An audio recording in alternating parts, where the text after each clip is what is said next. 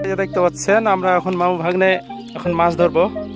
এই জায়গাটিতে অনেক মাছ আছে, তাই গটি এবং চ্যাং মাছ আছে। এই যে দেখতে পাচ্ছেন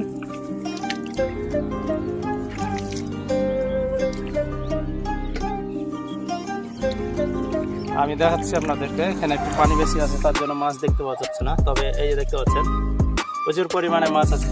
প্রায় একটু আন্দাজিত তেমন কিছু বলা যাচ্ছে না, তবে একটু আইডিয়া করছি প্রায় 1-1.5 কেজি মতো আমরা মাছ পেতে পারি। এই যে দেখতে পাচ্ছেন কি গটি মাছ, গটি এবং চ্যাং মাছ আছে এখানে। এই যে দেখতে পাচ্ছেন, এই যে দেখতে পাচ্ছেন কি পরিমাণে মাছ আছে এখানে।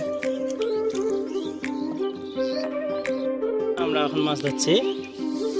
ওয়াও, এই যে দেখতে পাচ্ছেন একবারে 3টা টাকি মাছ, অর্থাৎ আমাদের চাঁপাইনবাবগঞ্জের ভাষায় এটাকে গটি মাছ বলে।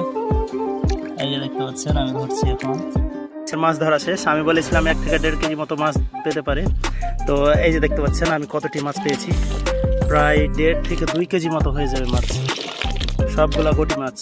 এই যে দেখতে পাচ্ছেন সব টাকি মাছ। আপনাদের আঞ্চলিক ভাষায় এই মাছের নাম কি বলে কমেন্ট করে জানান। এই যে দেখতে পাচ্ছেন কতগুলি টাকি মাছ।